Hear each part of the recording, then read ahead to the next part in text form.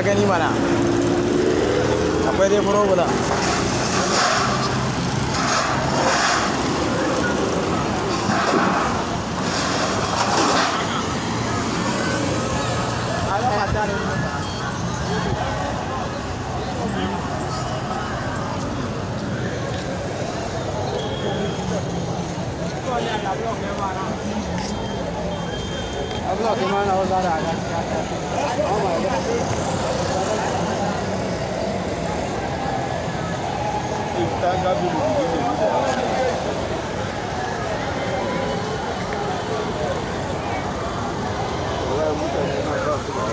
Ba su da aikin yi.